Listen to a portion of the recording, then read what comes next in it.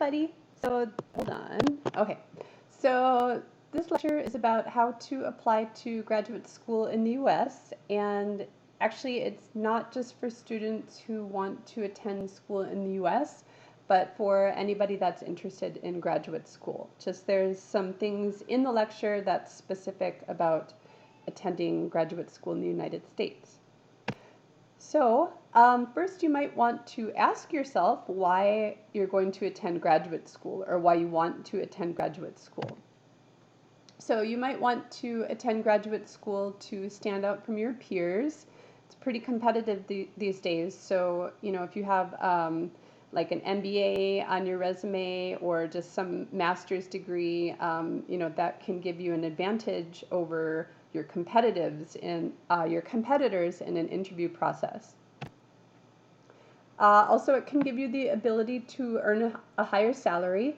Sometimes the difference isn't that great between someone with a bachelor's degree and a master's degree, so you should definitely check like how much of a difference like the pay is, because graduate school can be quite expensive. So you know, if you're kind of just doing it to get an edge on pay, you know, it might not really be worth it, right, if it's too expensive. Okay, so next is having a higher degree can give you the ability to climb the corporate ladder if you're interested in working in a company. But of course, that's specific to your field and exactly what you're doing in the company, right? And it's required for certain fields, for example, higher education. Okay, next, you should consider some reasons not to attend graduate school. So first is if you're avoiding getting a job, maybe you're not quite ready for the workplace and you're really comfortable kind of staying in school. You guys have been in school for a really long time. But you have to leave school eventually, right? So trying to avoid getting a job isn't the best reason to attend graduate school. Next is if you only want to earn more money, that's not the best reason to attend graduate school, because master's programs can be quite demanding.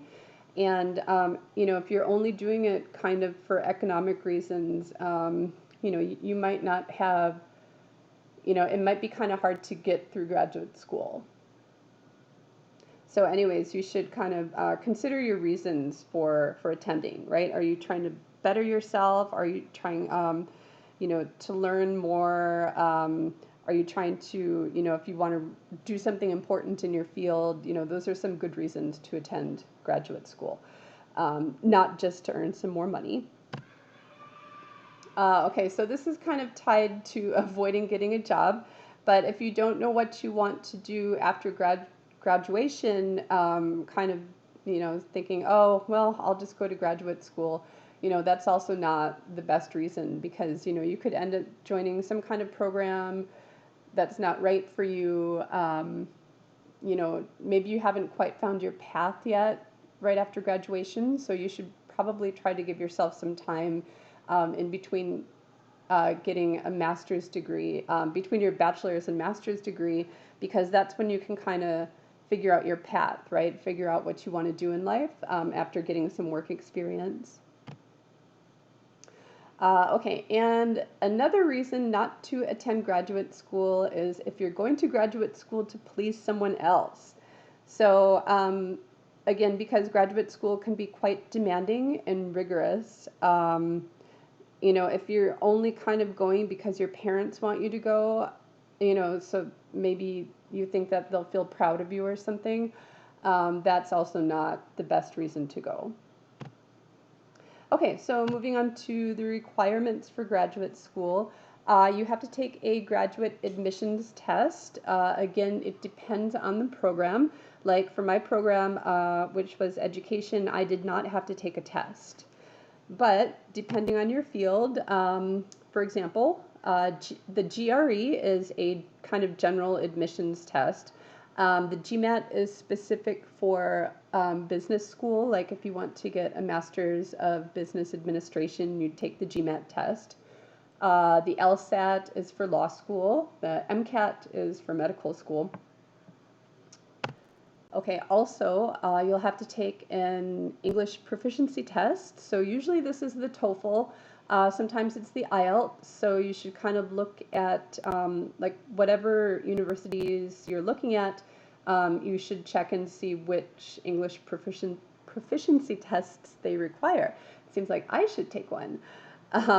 But anyways, as you guys know, there's lots of test prep academies that you can attend. Those are usually the most expensive routes. A cheaper route would be if you, you know, there's some YouTube channels or like Khan Academy, KHAN Academy offers like free tutorials. Of course, you can get like a book, like a study guide, like Kaplan Test Prep. They publish a lot of these kinds of books. You'll need some letters of recommendation from people that know you well and can kind of, you know, attest to your personality and your character. So usually these are your professors, or it could be a pastor, or maybe a monk if you go to a temple. It could be an employer, things like that. And of course, you'll have to write a statement of purpose essay. So usually this is kind of you know, your reasons for attending graduate school, what you can contribute to the program, like kind of like, are you a good listener? Do you work well with other students? You know, are you kind of a good researcher, kind of reliable, you know, like kind of talking about like what kind of student you are. And of course, you're going to use all positive terms. So yeah, so that's what the statement of purpose essay is, your reasons, and also kind of like what you plan to accomplish in the program, like what kind of research or something you plan to do. So you guys can see lots of examples of these online. Of course, don't copy, because they could potentially, like the admissions office could potentially run your essay through a plagiarism checker if they suspect that your essay was plagiarized. Also, this could be just kind of like standard for them to run it through a plagiarism checker. So anyways, don't copy anything from the internet. It should be all in your own words. So anyways, check out some examples of these online. And of course, you're going to want to have your essay in kind of a standard format. So for example, Times New Roman 12-point font is the standard. It's really easy to read, and also like double space your papers. So for example, like write on lines 3, 5, 7, 9, right? Like leave some space in between. Excuse me. So you could, depending on what field you're in, or like what kind of field you want to study in for your graduate degree, you should check what kind of format they use. So like there's different standards. Like for example, like if you're writing for the humanities or the arts or languages, you're going to use MLA format. If you're writing for like sociology or something, you're going to use like APA. So anyways, check what kind of format, like writing format, is used for your field. Okay, they're all pretty similar, but there's some small differences. But anyways, you guys can find some examples online. And of course, there's an application fee when you submit your application. Generally, it's maybe around $100 or so, but it can add up if you're applying to a lot of graduate schools. So make sure you guys have some money set aside for that. Okay, next is finding the right program. So allow yourself enough time to kind of shop around for the best program for you. Like, you know, you don't want to rush into anything, because, you know, this is like a time commitment. It's a good 2 years of your life, and especially if you go abroad to study, you know, that's kind of a big step. So allow yourself enough time to shop around. Know your industry. So, like, whatever industry you guys are looking to go into, like whether it's the medical industry or science or technology or publishing or whatever, um, kind of know what they're looking for, right? Know what programs are held in high esteem in your industry. And of course, know which programs, like, know which graduate programs are kind of looked down upon, because you don't want to go to one of those. Okay, next, create a spreadsheet. So you guys can write down like the location of the school, the name of the school, the financial aid that's available. That's pretty important. And of course, the tuition cost and the housing cost. So if you create a spreadsheet, this will kind of, make it easier for you to decide. And you can test the admissions office for the schools that you're looking at. So by this, I mean, send an email to the admissions staff and kind of see how long it takes them to get back to you. Like if they respond right away, then you're going to have a pretty easy time dealing with that school. But if it takes them a really long time to get back to you, or if they totally ignore your emails, maybe that's not the best program. This actually happened to me when I was in graduate school, and it caused a lot of it caused a lot of problems for myself and my classmates, because the admissions office didn't respond to us very well. Okay, also you should visit, excuse me, you should visit the campus or do a virtual tour. You can check out the university's website. They usually have some kind of promotional video showing off their campus. And of course, YouTube would have probably some student videos uploaded. So yeah, you can kind of get a feel for the campus. It might be kind of important for you guys, like the location. Maybe you want to go someplace warm, or maybe you really hate, like, maybe you hate warm weather, so you want to go someplace that has like 4 seasons, like Korea, right? So anyways, you can check out the campus. And if possible, email a professor or former alumni about the program. So, yeah, especially like if you know somebody who's done the program, that they can give you some feedback and they can answer any questions you have that you can't find online, right? So that's also another option for kind of trying to figure out what program to join. Okay, next. You guys can attend some education fairs. There are always fairs that come to Seoul and Busan. So for example, like there's an MBA fair. This is US and Canadian universities, so like they'll come to like COEX. Yeah, usually it's COEX. I haven't seen any at Kintex, but they're often free.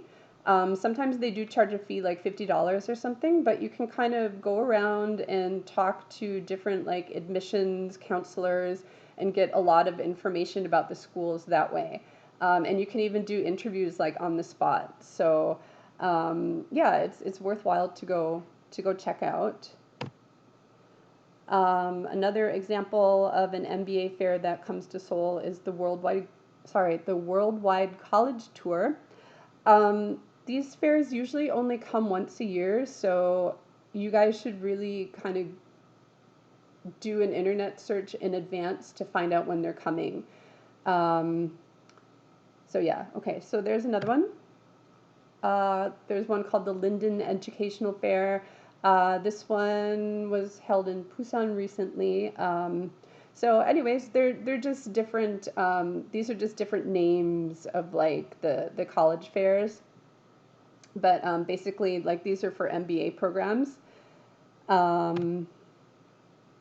Oh, okay. So this is the main point. If you go to one of the fairs, you can win some scholarship money. So it doesn't hurt to attend one of the fairs, right? It might actually help a lot. So, for example, there was a company called QS, like the QS World MBA Fair. They gave away over $1 million, $1,700,000 in scholarships last year. So, yeah, like it can be really worthwhile to attend one of these college fairs. Okay, next, moving on to financial aid. So you guys can win scholarships. There are scholarships available for international students. The number one school that gives away scholarships for international students is Williams College, and this is in Massachusetts.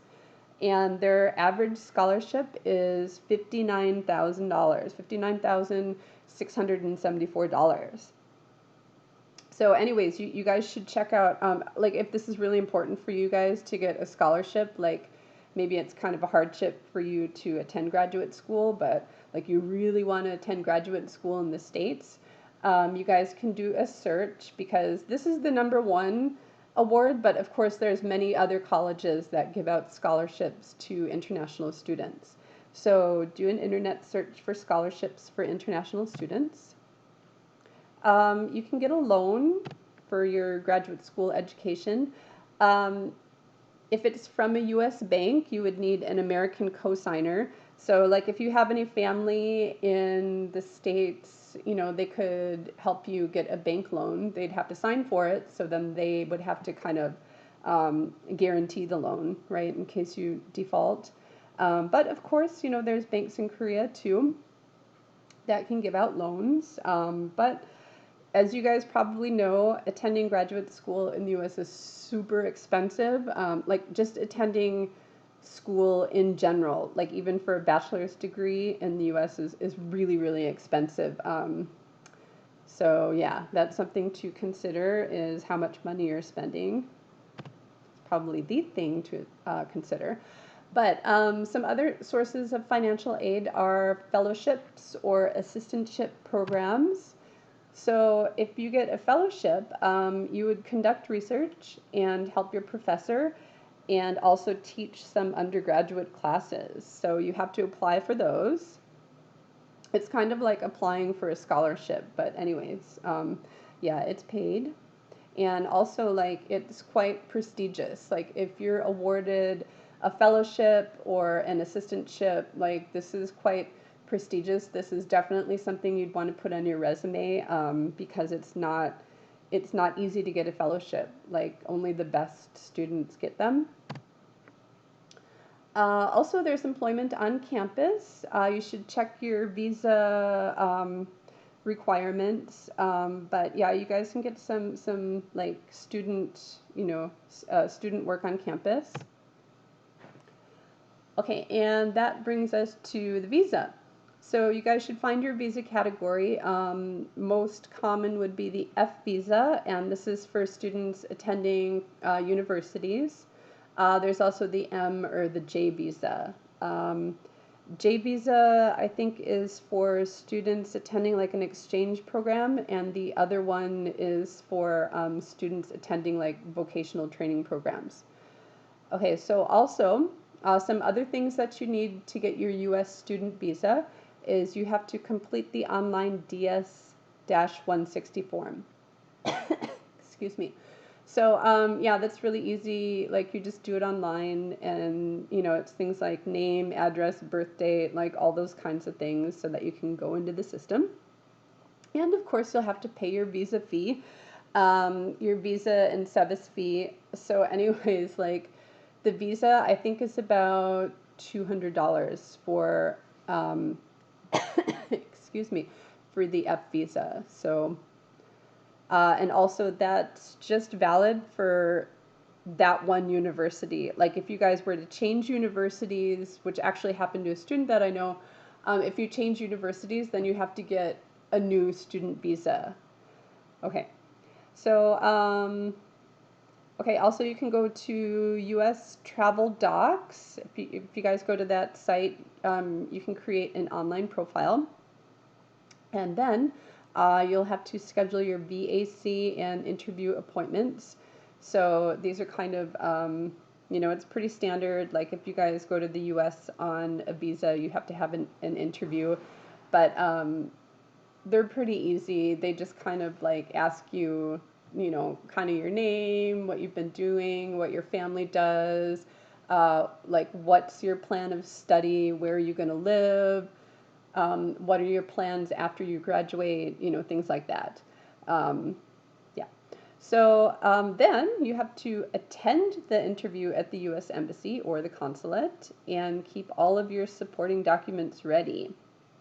Okay, so supporting documents are things like your passport, um, like international driver's license, like all that kind of thing, birth certificate, all that.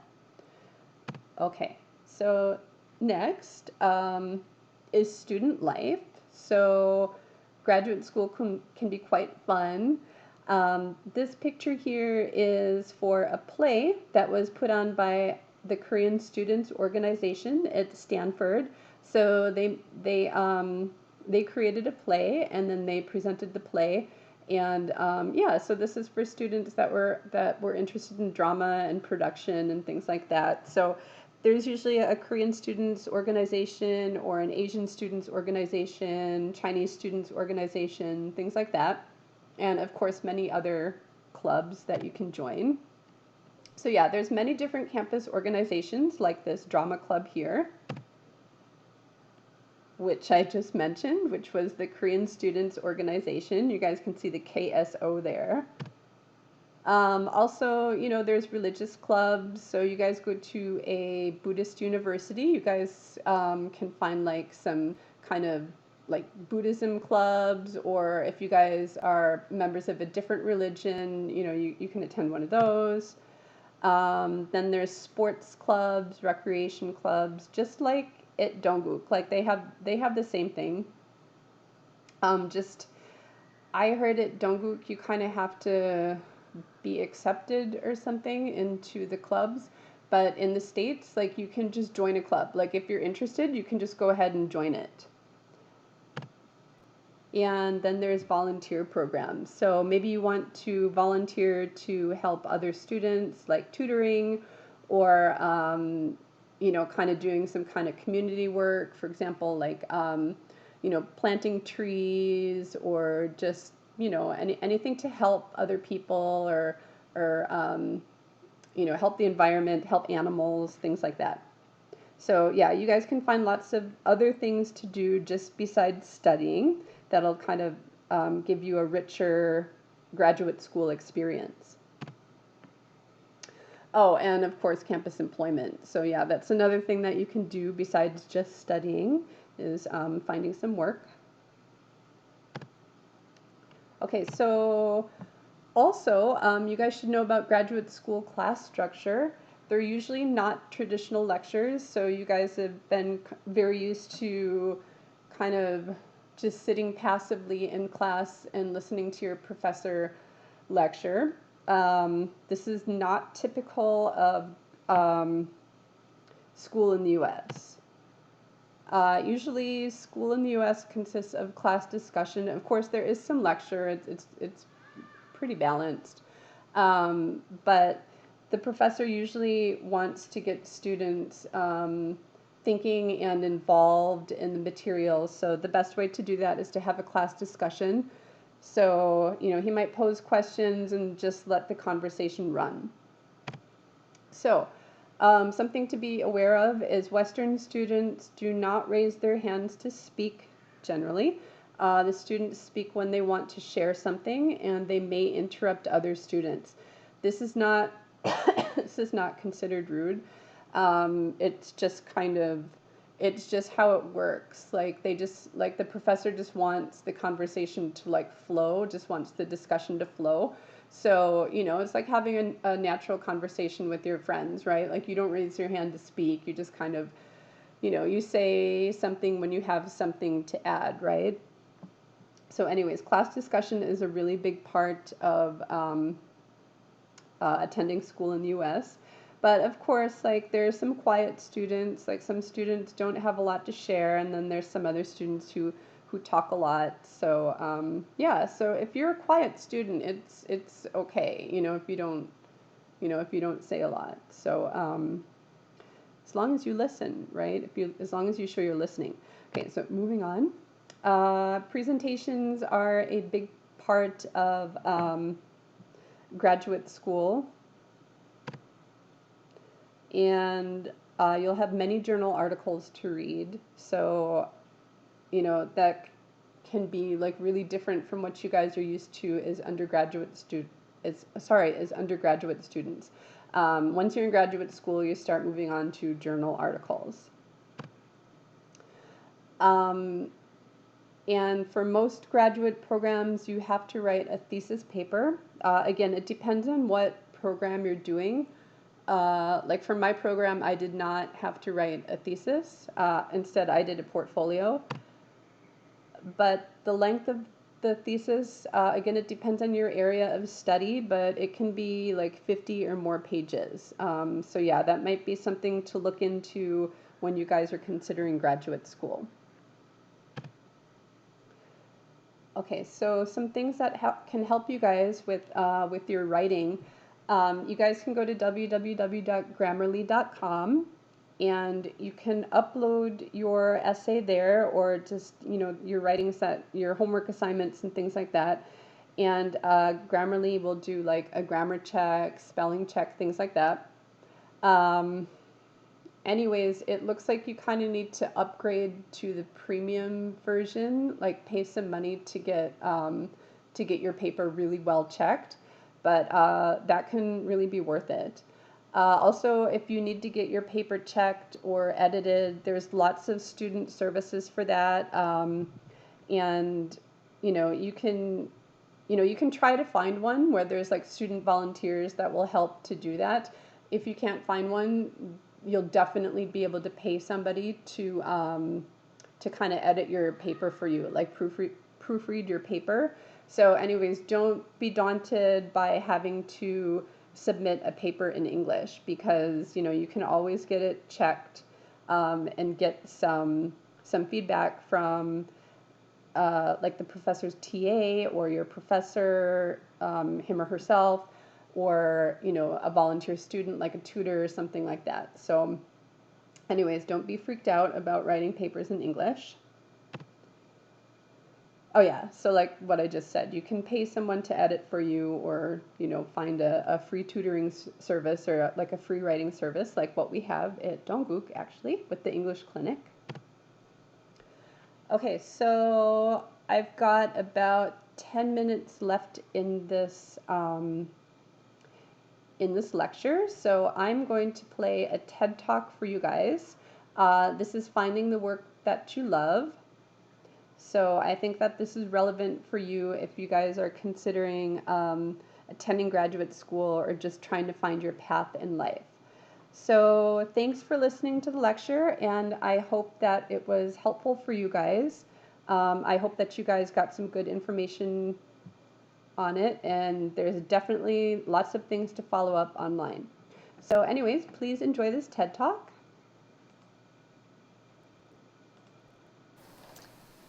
When I graduated from university, I didn't know what career I wanted to choose. I had a lot of interests, but which interest should I pursue and try and turn into a job? So back then, I was really interested in martial arts. Here's me. But I didn't want to turn that into a career. Here's my face. I was really interested in, and I was studying philosophy. But one of the philosophers I'd most enjoyed reading late at night in my dorm room recently said, philosophy is a bunch of empty ideas. And there's no jobs in philosophy anyway. So that was out. Being a slightly weird kid, I was really interested in investing and finance. And I'd even taken a portion of the small savings I had and invested them into gold when I was a teenager. Now, I knew that following the finance route would be a really well-paid career, but I was wondering, like, maybe I wouldn't make as much difference as I could in that. I wouldn't help society. So in the end, it wouldn't really be that fulfilling. So I was left with the question, how could I choose a fulfilling career? And maybe many of you have asked yourselves the same question. And I thought about this question. I realized I didn't even know how to go about choosing a career. And I read books, I went to careers advisors, I just couldn't really find the information I really needed. What would I be good at in the end? What skills should I learn now? Which areas is there a great social need where I could make a difference? These unanswered questions led me to kind of delay the decision by a few years, instead of actually settling on a career, I founded an organization dedicated to researching the question of which career to choose. And this organization is called 80,000 Hours. That's the number of hours you have in your working life. That's a long time, so it's worth really doing some serious research and trying to work out how best to use them. And we help you do some of this research, and we publish all of our findings as part of a free online careers guide at 80,000hours.org. Here's some of the team today, surrounded by laptops and whiteboards as normal. So, you might at this point be thinking to yourself, well, you hardly look like you're above the legal age to drink. What could you tell me about choosing a career? Well, it's true that one of the main things we've discovered is that we have a lot to learn. Choosing a career is a complex problem, and not enough serious research has been done into how best to do it. But we have spent the last 3 years doing research with academics at the University of Oxford. Most importantly, we've coached hundreds of people on how to make real career decisions. All this research and thinking has led us to the conclusion that careers advice today focuses on the wrong thing. Throughout most of history, people basically did what their parents did. Some people in the 1980s thought that greed is good, and they focused on making money. But our generation grew up with some different careers advice, and that's that you should follow your passion. You can see that use of this phrase increased dramatically from the mid-90s. But today, I think we need to move beyond follow your passion as the careers advice to focus on. And instead of asking what our own interests and passions are, we should be focusing much more on what we can do for other people and to make the world a better place. Okay, so let's go back to my decision. How would follow your passion apply to me? I think what follow your passion tells you to do is 3 things. The first is to identify your greatest interests. Second, find careers that match those interests. Thirdly, pursue those careers no matter what. Finding a fulfilling career is just a matter of having the courage to pursue your passion. In my case, I was interested in martial arts and philosophy, remember? So which career should I pick? Any ideas? I should obviously become a Shaolin monk. Buddhism and martial arts together. Okay, so what's the theory behind this advice? You get passion match. Then you really enjoy your work, you're really motivated, so you're more likely to be successful. And if you're successful doing something you're passionate about, then you have a fulfilling career. And spelled out like that, this really does sound like pretty reasonable advice, right? Maybe you can get behind that. But let's just think about it in a bit more depth. Turns out, if you follow your passion, you're probably going to fail. Why do I say that? Let's look at the data. A survey of 500 Canadian students found that their greatest passions were ice hockey and dance. 90% said that they were passionate about sport, art, music, something like that. But if we look at census data, we can see that only 3% of jobs are in art, sport, and music. So it just has to be the case that even if only 1 in 10 people followed their passion, still the majority would fail to be successful.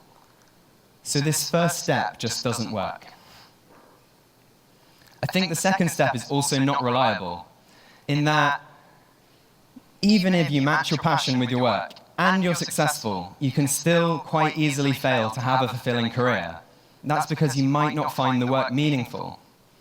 This was a bit like me deciding not to go into finance. I thought, well, I was interested in it, maybe I could be successful, but I wouldn't make a difference. So maybe it would still end up not being fulfilling. So I think the second step doesn't work either.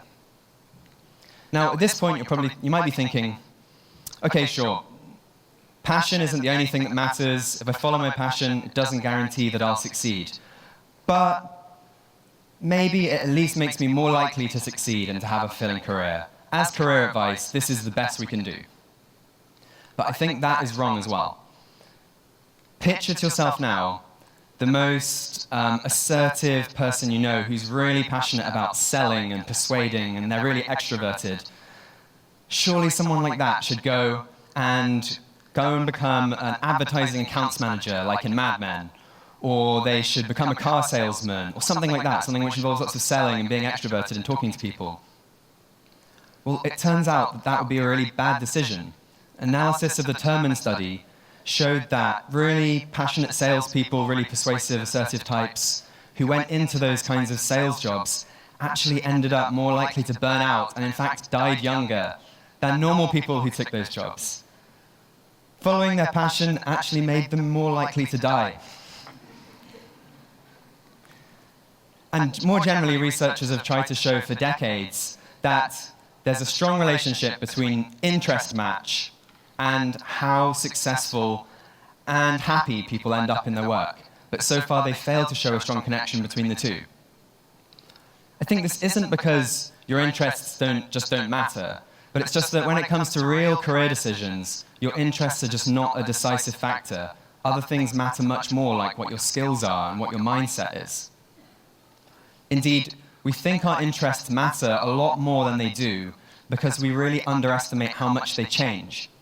Just think about your own interests 5 or 10 years ago and how different they are from today. I mean, back then you were probably about this tall, and you were probably interested in completely different things. 5 or 10 years' time, you will be interested in totally different things again. All this means that your present interests are just not a solid basis on which to choose a career. Okay, so if we're not going to focus on interests, what should we focus on? If you're not just going to follow your passion, what should you do instead? If I had to sum up careers advice as a single slogan, here's what I would choose. Do what's valuable.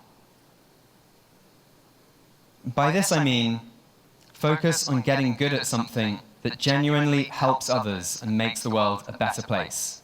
That's the secret to a fulfilling career. Now, obviously doing what's valuable is going to be better for the world. You're going to do more good like that. But people have also thought for millennia that helping others is the secret to being personally fulfilled and happy. I've just got a couple of quotes here. Just read out the first one. A man's true wealth is the good he does in this world. Today, we actually have hard data to back this up. Professor of psychology Martin Seligman, in his 2011 book Flourish, aimed to sum up the last couple of decades of empirical research into what really causes people to be satisfied and happy in their lives. And 2 of the key ingredients he identifies just are doing what's valuable. The first of these is achievement, or sometimes called mastery. And this means getting really good at something, working hard and getting good at something. And the second is meaning, also called purpose. And this means striving to do something greater than just make yourself happy. So it means making the world a better place. Put the 2 together, get good at something that makes the world a better place. Do what's valuable. And I think doing what's valuable has lots of other personal benefits as well. For instance, even if you work in a charity, the people who have the greatest impact do the most valuable things, find it easiest to raise funding, and therefore to pay their bills. And that's important too. And I've at least found in my own experience that if you focus on helping others, then lots of people want you to succeed.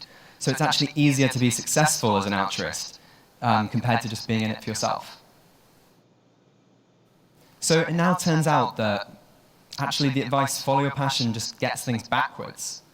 Rather than start from what we happen to be passionate about now and then hope that success and a fulfilling career will follow, instead it's much more true to say that we should focus on doing what's valuable, and then that will lead to passion and a fulfilling career. I've definitely found this in my own experience. If, when I was 16, you had given me this careers test, would you like to give careers guidance to people? I would have clicked the hate it button. I was pretty shy and into science, and the idea of giving careers advice to people was not appealing at all. But now I spend all of my time thinking about careers advice and absolutely obsessed and fascinated by it. Focusing on doing what's valuable has given me clear, concrete, meaningful goals, and that's made my life a lot better. There's no more endless reflection on which of my interests represents my true calling, which doesn't exist anyway. So, how can you actually do what's valuable in your careers? What practical steps should you follow? And this is what we spend most of our time trying to work out at 80,000 hours. I'm just going to give you a super quick summary of 3 things we'd say that you can do. The first of these is to explore. Learn all you can about the world and test yourself out in different things. If you want to do what's valuable, you have to discover that out there in the world. You can't figure it out just by thinking about your own interests. Secondly, go after some skills and try and get good at them. And these are skills that are really in demand and can be used in many different areas. I might pick computer programming as an example for the next decade. This bit is where your passions do come in. Thinking about your passions does come in.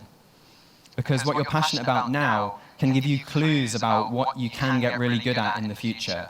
So that's worth thinking about, but they're not the only thing that matters. And then when you get those skills, go and find the biggest, most pressing social problems you can and apply your skills to solving them. Don't just pick a problem that is important. Try and find one that's been unfairly neglected by other people, because that's where you'll have the greatest impact. And finally, don't think that in order to do what's valuable, you have to become a doctor and personally go to Africa and help people with your own 2 hands. Big social problems can be, and often are, solved by research, by developing new technology, by spreading big ideas in the arts. The key is to work out where your skills can fit in to have the greatest impact. I think the idea that we should focus on doing what's valuable is actually a really intuitive one. I want you now just to imagine that you're on your deathbed and you're looking back at your 80,000-hour career rather than just about to start it. And picture to yourself 2 ways it could have gone. In the first, you say to yourself, I was good at what I did, I enjoyed what I did, I made a lot of money, now I have 2 houses and a yacht. But what was it all for? In the second, you say to yourself, I absolutely worked my ass off at a charity, and it often wasn't easy, but through my efforts, I was able to prevent the deaths of 100 children due to malaria. But what was it all for? The first scenario happens all the time, but the second scenario is almost unimaginable. Of course that was a worthwhile career. Altruism is one thing you'll never regret. If we really want to be fulfilled in our own careers, we have to stop focusing so much on our own interests and instead ask what we can do for other people. Imagine a world in which that was the thought on everyone's minds. So, to find work you love, don't just follow your passion, rather do what's valuable. Explore, build skills, solve big pressing problems. And from that, fulfillment and a passionate career will emerge. You've got 80,000 hours in your career. Don't waste them. Do what's valuable.